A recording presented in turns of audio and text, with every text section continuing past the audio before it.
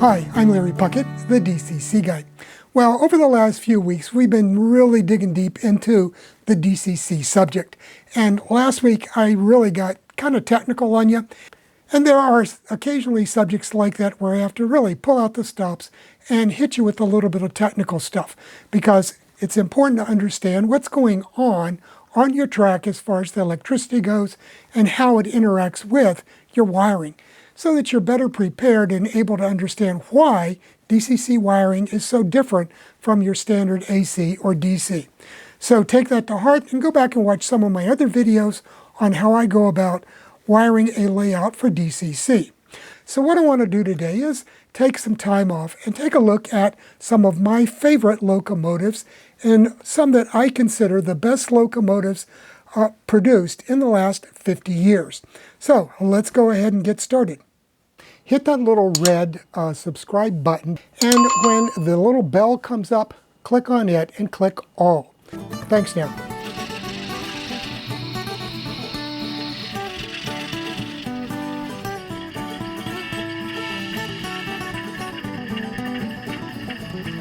Let's go ahead and start with a look at this lineup, and then we'll go over some of the details on each locomotive. Now this one right here on the right that I'm pointing to is an Kato RS2 made by Kato. And it came out in the mid to late 1990s. And I'll talk a little bit more about it here in a moment.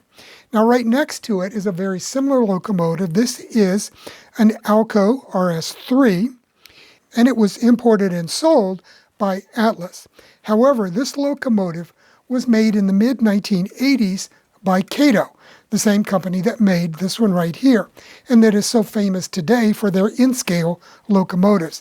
It seems like they've gotten out of the HO scale market. But this, I've had this locomotive since about 1987, I believe, and it's been running great all that time. Now, let's go on to the next one. This is an Atlas Kato RS11. And again, this one is from Atlas, and it was made by Kato. So Kato was making a lot for Atlas back during the 80s and 90s. Now, right after that, over here on the far left, this one is an EMD Jeep 7. It is another Atlas locomotive, and it's another one that was made by Kato. So you can see a trend here. Everything on this bench top was made by Kato. So let's take a closer look at just what we get from that. Okay, so let's go ahead and look at the Atlas RS3 first, because this is the one that was produced for Atlas by Kato back, I believe, about 1984 is the first reference that I can find for it. I did a search of various archives and indexes, and 1984, I believe, is when this model first appeared, which comes out to 39 years, something of that nature. And I've had it, like I said, I've been operating this locomotive since about 1987. So it's a very strong, reliable performer. I've never had any trouble with it. I knock on wood just in case. So let's take a closer look at the mechanism. Now this is one that I have that I haven't done anything with yet. It's just basically been sitting in the box. And you can see here the basic design. The walkway lifts off. So we've got this cast metal chassis, gives it pretty good weight. Now another thing that gives it some weight, it has these two lead slugs or metal slugs that fit inside here. So you can see they just slide into the end of the shell. And if you look real close, right down inside here, I don't know if you can see that, hopefully you can, there's that Kato trademark label right in there.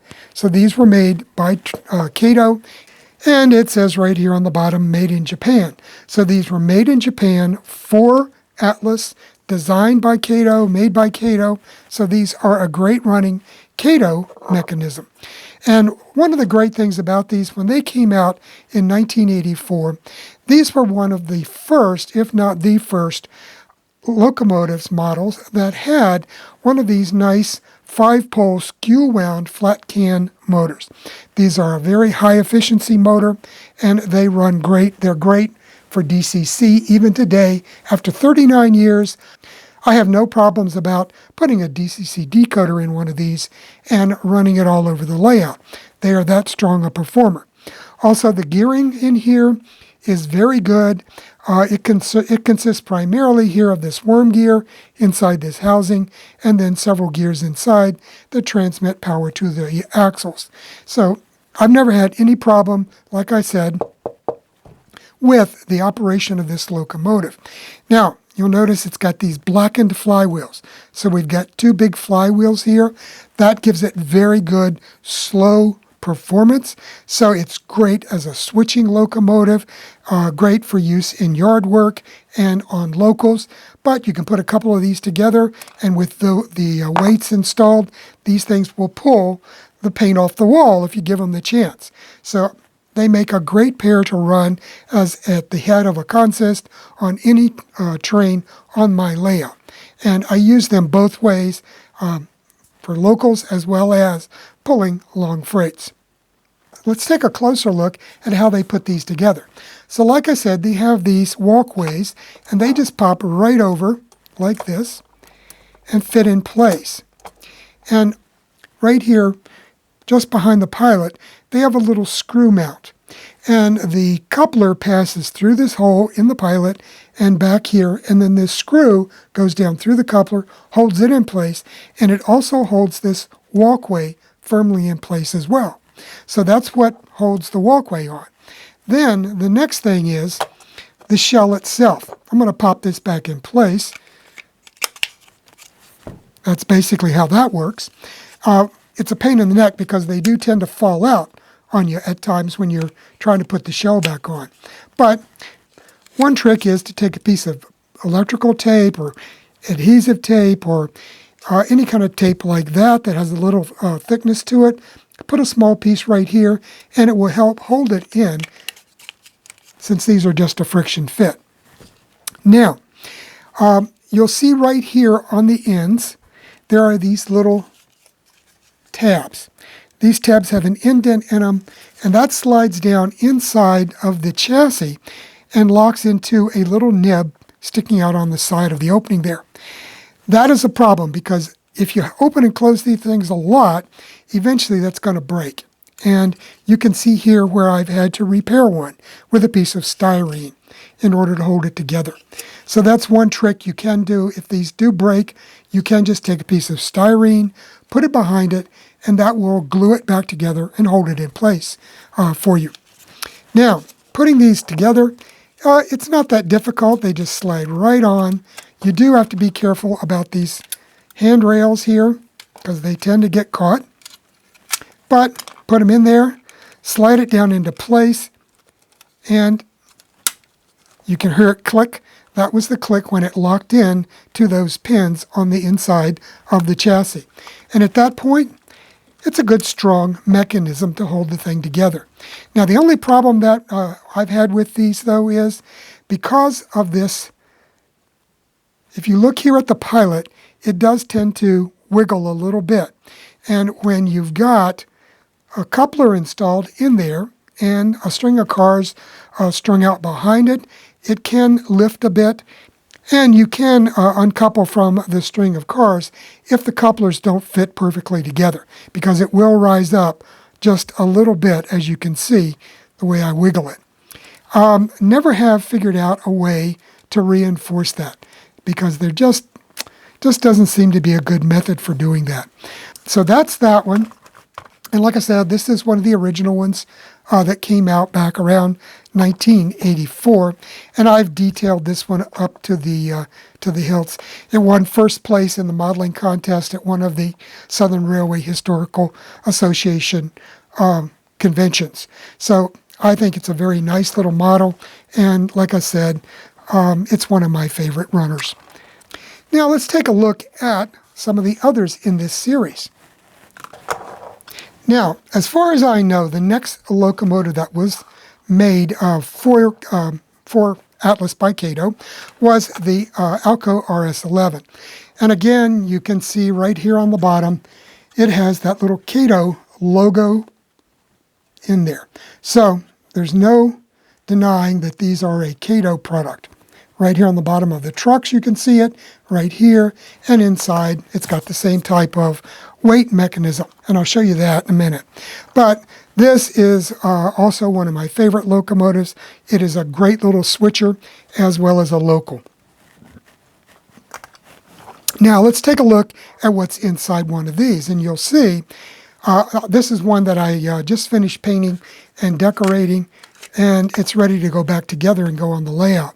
Now you can see here the mechanism basically is identical to that on the RS3 that I showed you. The same can motor here, the same black flywheels. The mechanism is essentially the same. It is just a little different to allow for the different walkways.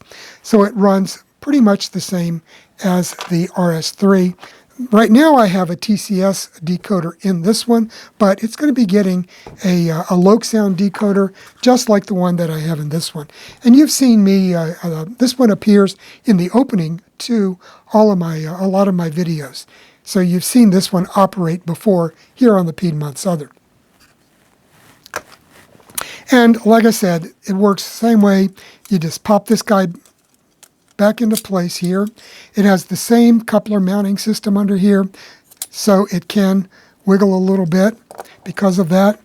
I don't have them installed now, but it also has weights that go in here just like on the other.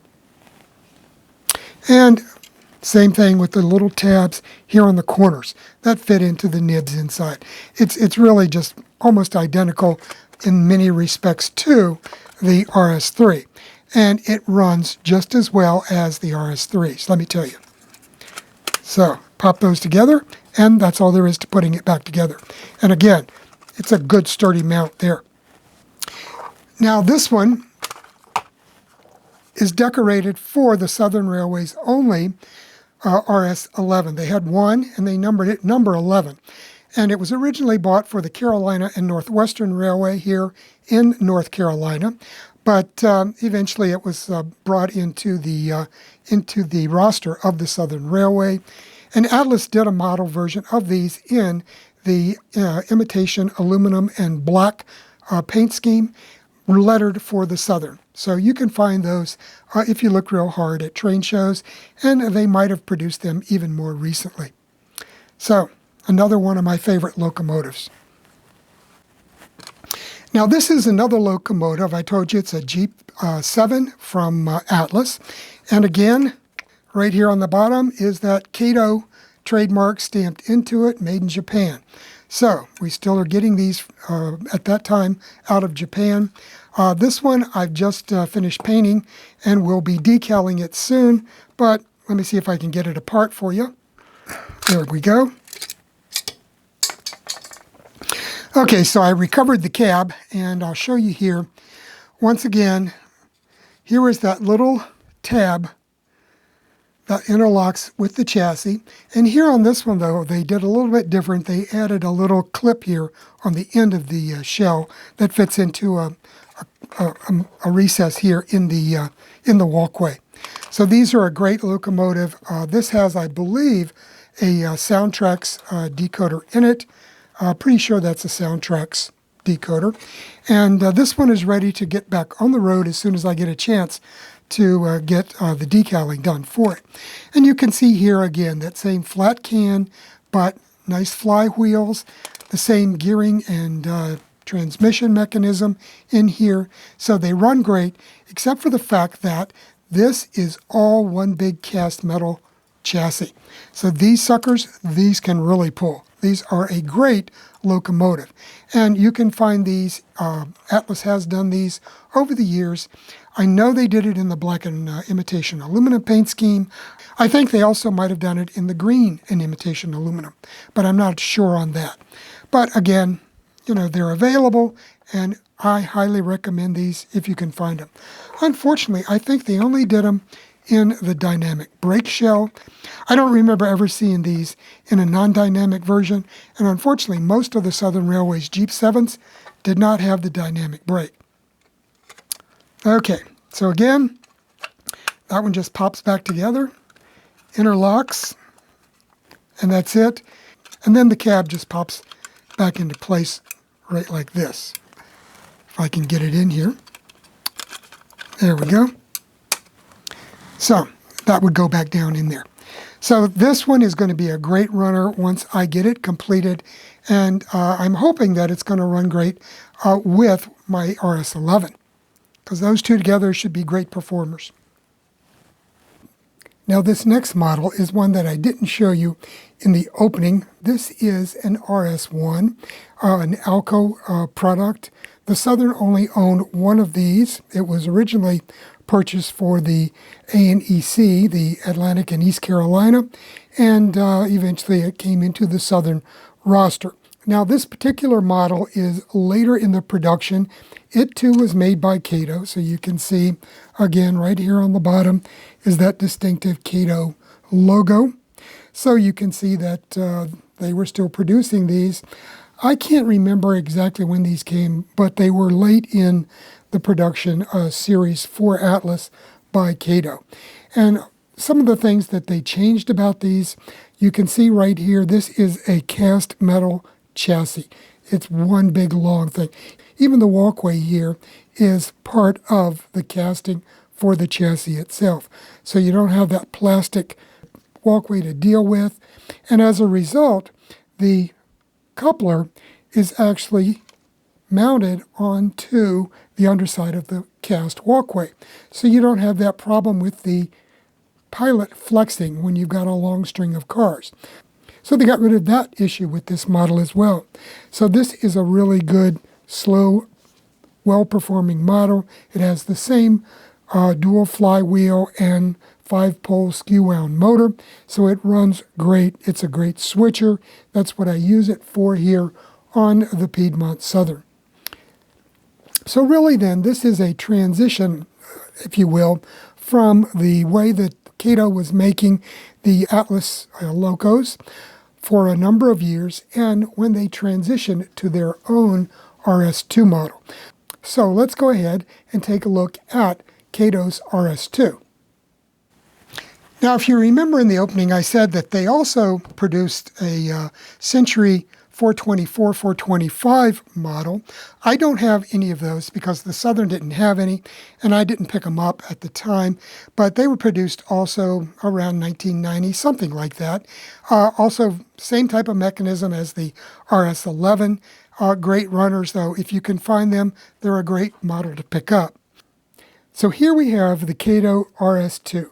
Now this particular model, as I said, was made somewhere in the mid to late 90s, 94, 98, somewhere in that time span. And it really incorporates a lot of the original ideas and designs for the entire Atlas RS series, but with some of their own tweaks.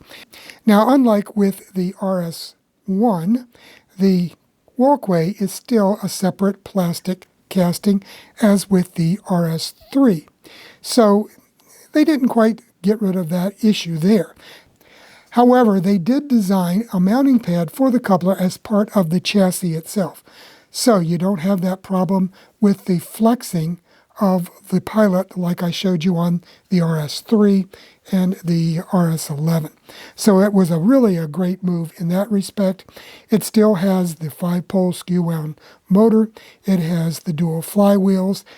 It has the really nice gearing and power drive set up as the other models, so it performs very, very well. And it is very similar in its drive characteristics to the RS1, the RS3, the RS11, and the other, the C420, 425. So it's a really great companion for all of these other Atlas Alco series locomotives. Also, because it came towards the end of the 90s, and DCC was really coming on strong, they included an 8-pin DCC socket in here. So it makes it quite easy to install a DCC decoder in this. And I did a video, number 118, and I'll put a link to that above me here and also at the end of the video, showing how to install a sound decoder in this locomotive. And it's quite nice. They included a couple of innovations that were not in the earlier series. So I highly recommend this locomotive model if you can find it. They've been out of production for a number of years. They do turn up on eBay from time to time and also at train shows. So keep an eye out for these. They are well worth the cost, whatever. You're going to pay $100 to $150 for one of these. But they perform better than a lot of the current production locomotives out there. And also, let me point out that Atlas continues to produce the RS3, RS11, RS1 locomotives. I've seen those in recent years. They are producing them themselves. Kato no longer makes them for them as far as I know. However, they are pretty good runners. They may not be quite as good as this guy here, but they are pretty good. Okay, so what I want to do now is I'm going to take this over to the layout, and I'll show you how well it does run in a switching scenario in Monroe Yard on the Piedmont Southern. Like I said, we're going to take a look at how well this does perform switching here in Monroe Yard on the Piedmont Southern. Now I have the microphone on my lapel, so you'll be able to hear some of the sounds. It's just not going to be as good as if I was using a shotgun mic. So let's go ahead and put it through its paces.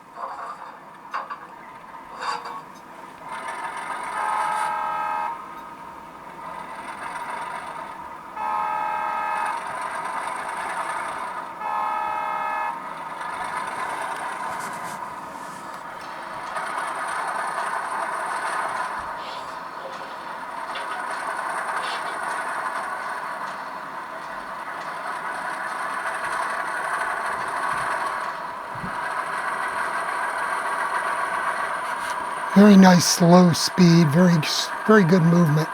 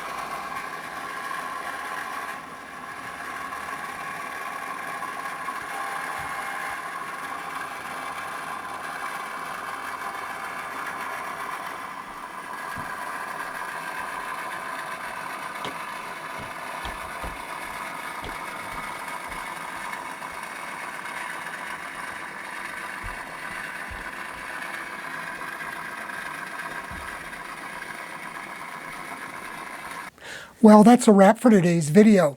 I hope that you can get your hands on some of these great Atlas RS units, as well as some of the others that I've shown you today, because they really are some of the best performers that I have here on the model railroad. And I have a lot. I know that there's over 60 locomotives with sound-equipped decoders here on the Piedmont Southern. So I've got a lot of experience with these suckers, and for my money, these are the ones that I really rely on. So the next time that you're at a train show, keep your eyes peeled for one of these yellow boxes and see if you can score a good price on one of these older Atlas RS3s, RS11s, C425s, or Jeep 7s, because they really are very reliable runners, good pullers, and really all around good locomotives. So have a great weekend and a great week, and I'll see you here next week with another video from the DCC Guy. Bye now.